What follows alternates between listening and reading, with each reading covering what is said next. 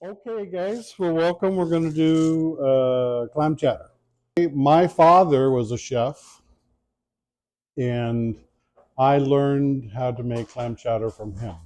So the recipe that I have, that I use for clam chowder, is a recipe that I take from him and then have modified it briefly in order to add some things that I like or don't like.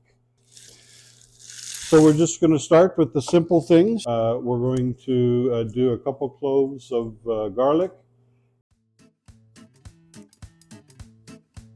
So you've got your. So we need to chop your. We need to chop celery. Celery adds texture to your soup.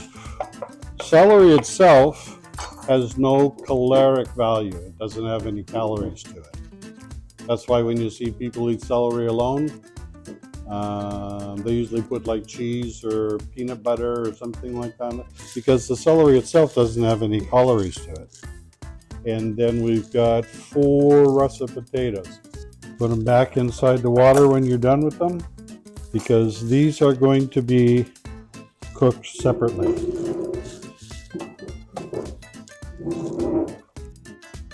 And we can go ahead and put those potatoes on to cook.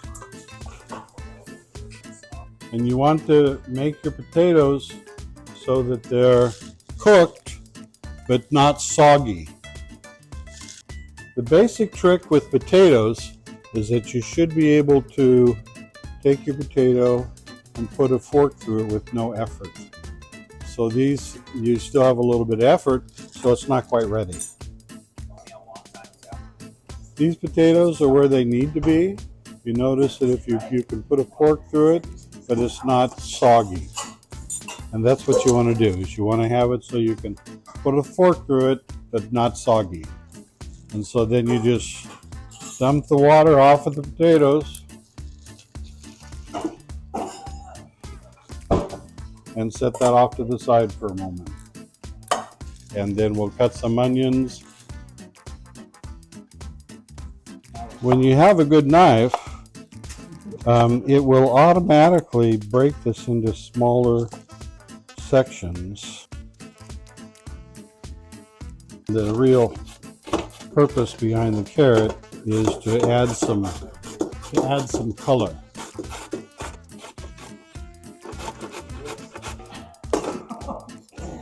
We need 2 pounds of bacon.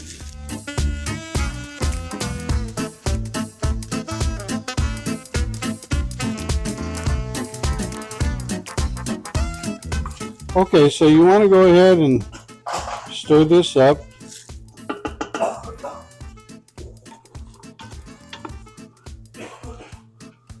And we're going to put this on the stove.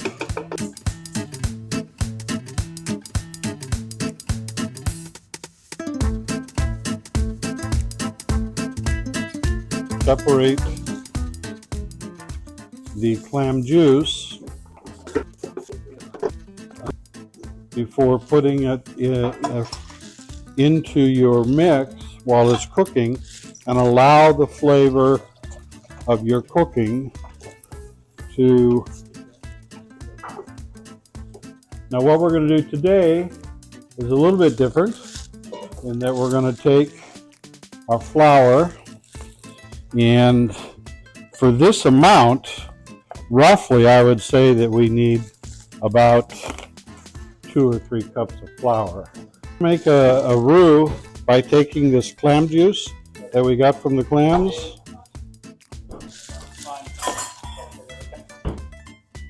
adding it to that flour and stirring it in so that you're making kind of a paste.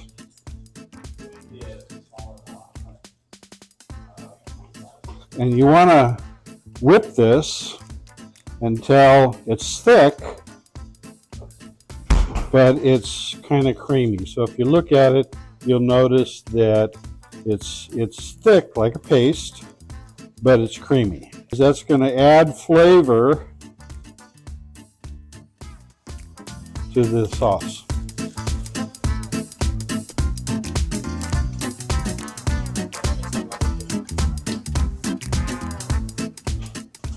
Now what you want to do is you want to just stir this up and let it come to a boil. You want it to be hot enough so that when you add in the roux, it'll tighten. So when you go to get it to the right consistency, then you can use either milk or clam juice or water in order to get it to the right consistency. Because you have to carefully watch and mix it in and let it come to a boil. Yeah, I know they say you know, it takes things longer if you try to watch it and let it come to a boil. Whatever.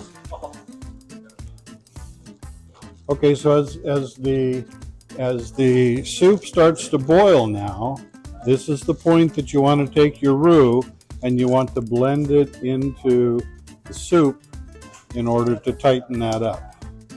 And so that's just a slow process of adding that in.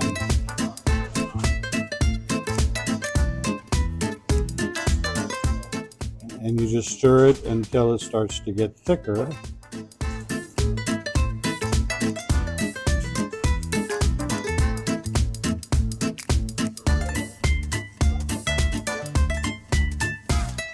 Now, I don't know if you can tell on the camera or not, but I can feel it. And it's starting to definitely thicken up. So the trick here is what type of thickness do you want with your soup? Now there are some people who love their clam chowder really, really, really thick. I don't.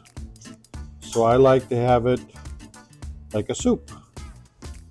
So the longer you let that cook, the more that it's going to tighten. And what you use in order to thin it out then is, well, there are two things. So remember that the longer it sets, the more it's going to get thick. So you use it to thin it out.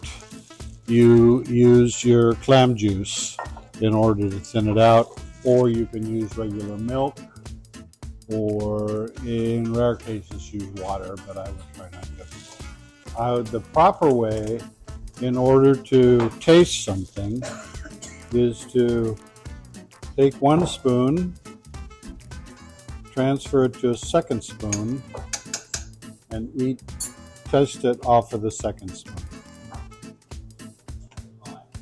So the trick with adding seasoning is that it's really a personal thing. Remember, there's a reason why there are salt and pepper shakers on the table.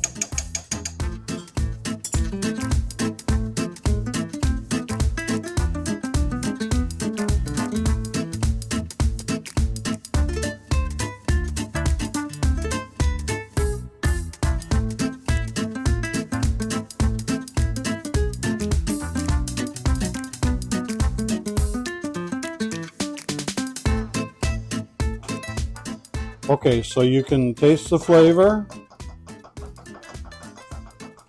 I've turned it down. Okay, so now you can see it's starting to thicken pretty good. So I've turned the burner down. I'm going to add a little bit of clam juice in order to thin it out a little bit. You add in the potatoes. And you just want to fold these in. Okay, so what you have here then is a good consistency, a good flavor.